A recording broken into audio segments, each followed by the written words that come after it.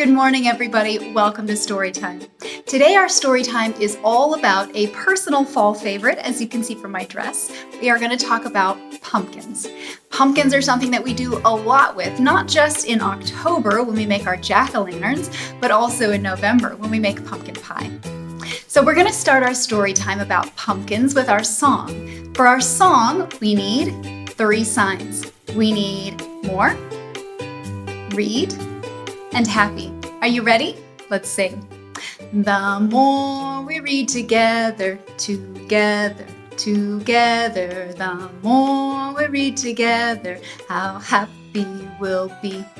Big books and small books and short books and tall books, the more we read together, how happy we'll be. Excellent job on the song. So let's start our story time, all about pumpkins. Pumpkins. Written by Mary Lynn Ray.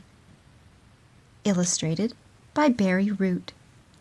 Once upon a time, there was a field. It was a particular field in a particular place, where it lived among young hills that would grow up to be mountains. Across from this field, there lived a man who loved it. One day, a sign appeared in the field. It said, "For sale." The man knew what that meant. Bulldozers, houses, streets, and streetlights. The man cried. He wished he could buy the field. Then it could always stay a field, but he had very little money. He counted what he had, and it wasn't enough. So the man sold his furniture, and his paintings, and his silverware, and his pocket watch. He sold everything he owned except his bed, and his stove, and his bathtub. Still, he didn't have enough. What could he do? The man talked to the field, and the field said it would help.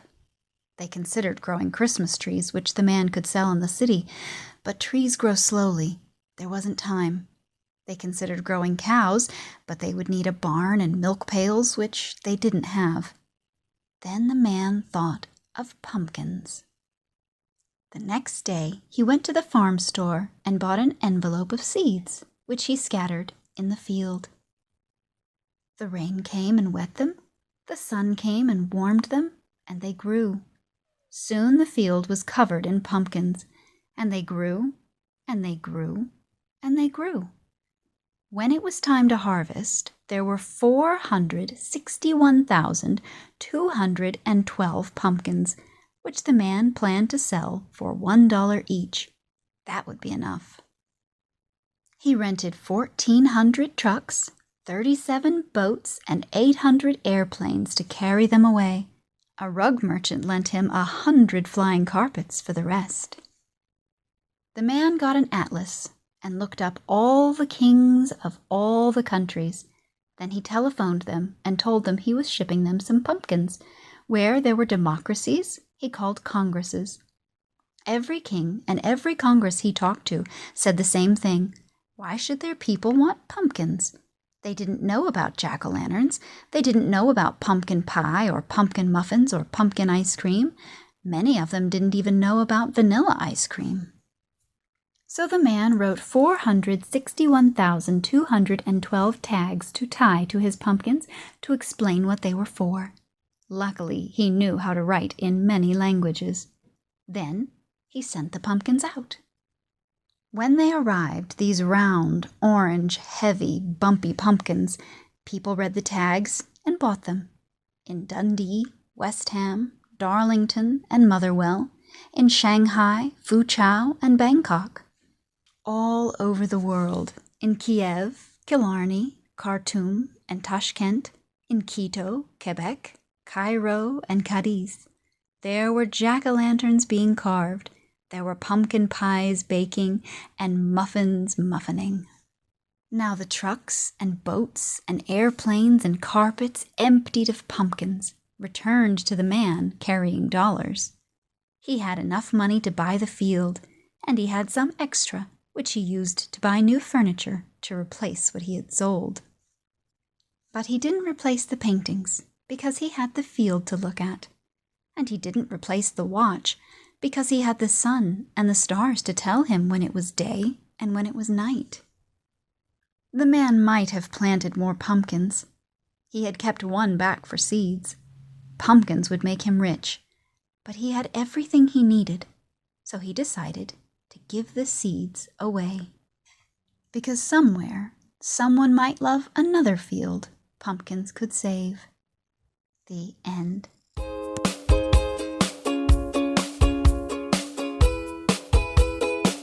I'm going to show you really quickly how to assemble your craft for today. Today we're doing a food craft, so there won't be a kit at the library. You'll have to go out and gather these ingredients to make your pumpkin craft. Now this recipe came from Madetobeamomma, and I'm going to leave the link so that you can print it out and you can make everything here yourself at home. Now I've already made the filling for our pumpkin dirt cups. This is chocolate pudding mix with milk and Cool Whip. I've got some Oreos here that I've already crushed up. And I have some shredded coconut that I've added green food coloring to. I have some candy pumpkins here, which are one of my favorites of the season. You're also going to need a clear glass if you want to see inside all the pretty layers. If you don't have a clear glass, a regular glass will work just fine. These are plastic and they're kind of short, so you don't get a huge pumpkin patch. They're just the right size for snacking. So the first thing that we're going to do is take our cup, and I'm going to wear a glove because I don't want to get green food coloring and crumbs all over my hands. And we're going to sprinkle some of our crushed cookies into the bottom of our cup and get a nice layer of it on the bottom. The next thing we're going to do is layer up a little bit of our pudding.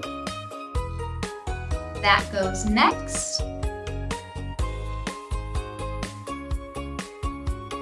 And then we're just going to repeat with more cookies.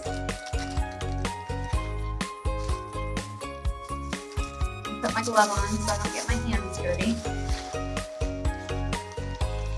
Just so you know, for this cup I used about 4 crushed cookies. If you're making a lot for a big group, you might just want to use the whole package.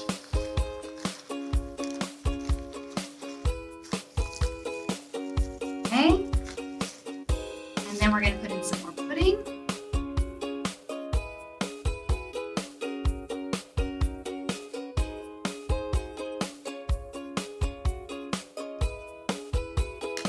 And then we're going to top it with the rest of our cookies.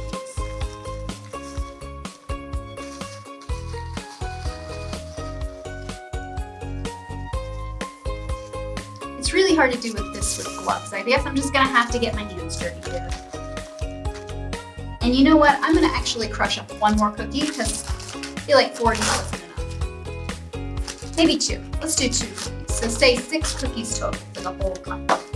I just drop them in my bag, seal it up, and then smash. You don't want to smash too hard because you might pop the bag and then you'll get your cookie crumbs everywhere. But it is kind of fun just to smash up those cookies with your fingers.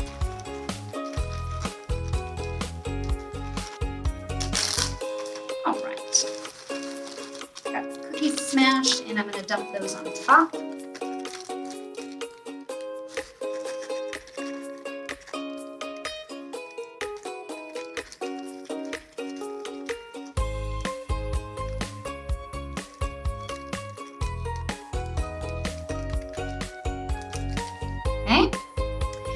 Then I'm going to take a little bit of my green shredded coconut and just sprinkle it on the top so that it looks like grass and vines. And then I'm going to put probably 1, 2, 3 pumpkins on top. So this looks like a yummy pumpkin patch. Let me show you a close-up. So here's the close-up of your pumpkin patch. You can see all the layers. And then on the top, you can see your pretty pumpkins with the little vines, the green vines on top. So you have a cute craft that is just perfect for the season that you can eat. That's the very best kind of craft, are the kinds that are sweet and yummy. Now we're gonna sing 5 Little Pumpkins, which is our favorite song to sing this time of year. I think we sing it every year. So we're gonna sing it twice, and if you've never heard it before, just listen the first time, and then the second time, join in with us. You ready? Mm-hmm. Okay. 5 little pumpkins sitting on a gate. The first one says, "Oh my, it's getting late." The second one says there are witches in the air. The third one says, well, we don't care. The fourth one said, let's run and run and run. The fifth one said, I'm ready for some fun. Then woo went the wind and out went the lights, and the 5 little pumpkins rolled out of sight. Very good. We're going to sing it one more time, and if you didn't sing with us the first time, join in this time. Ready? Okay. 5 little pumpkins sitting on a gate. The first one said, oh my, it's getting late. The second one said, there are witches in the air. The third one said, well, we don't care. The fourth one said, let's run and run and run. The fifth one said, I'm ready for some fun. Then woo went the wind and out went the lights, and the 5 little pumpkins rolled out of sight. Good job. Let's get back to story time. Pumpkin Jack. Written and illustrated by Will Hubbell. When Tim carved his first pumpkin, it was fierce and funny and just perfect. A jack-o'-lantern this good deserved a name, so Tim gave it one. Jack. Long after the best trick-or-treat candy was eaten, Tim still kept Jack. At night, when a candle made Jack's face dance on the wall and filled the dark with warm pumpkin smells, Tim felt Jack was almost magic. Yet, too soon, the spell was broken. "This pumpkin is beginning to rot," announced Mom.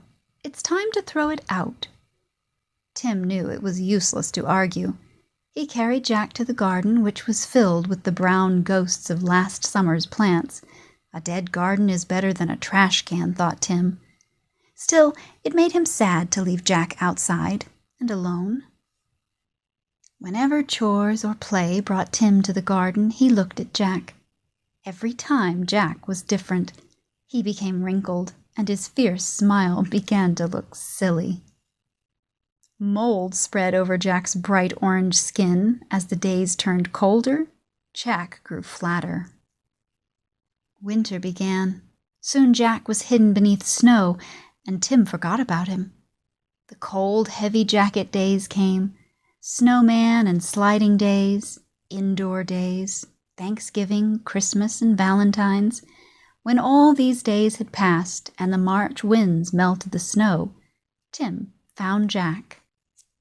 There wasn't much left, just a faded and crumpled pumpkin skin, a stem, and a few seeds. Jack's Halloween magic was a distant memory now. Tim scraped a thin blanket of earth over the last bits of his pumpkin. "Goodbye, Jack," he whispered. When spring turned barefoot warm, a tiny sprout appeared where Jack had been. Tim found it and guessed what it was. In the days that followed, Tim weeded and watered and watched the sprout. Slowly and steadily the plant changed and grew. It branched and spread a web of vines over the ground, but no pumpkins appeared. The days turned hot. Flowers opened on the plant each morning, yellow stars that twisted shut forever in the afternoon. Still, there were no pumpkins. Finally, Tim found a little green ball growing behind a crumpled blossom. A pumpkin! Tim let out a whoop and ran to show his mom. By August, the plant had spilled onto the lawn. Tim's favorite game became pumpkin hunting. He carefully waded among the leaves, searching for green pumpkins like hidden treasures. School began again, and the days cooled. Tim had less time to visit the garden. When he did, the pumpkin plant seemed tired. There were few new leaves, and the old tattered ones no longer hid the fat green pumpkins. Then, one October morning, Tim woke to see frost coating the garden.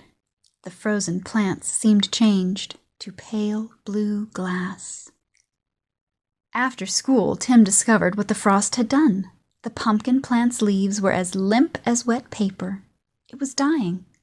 Tim searched among the withered leaves for the unripe pumpkins. He picked them and put them on the front porch, hoping for one more change. By Halloween, the pumpkins had ripened to bright orange. There were many, for the plant had been generous. Tim was generous too. He gave away all but one. From jack-o'-lantern to seed, to pumpkin again, the circle was almost complete. Now it was time for Tim to do his part. He gave his pumpkin a face. It smiled at him in a fierce and funny way. Tim smiled too and said, "Welcome back, Jack." The end.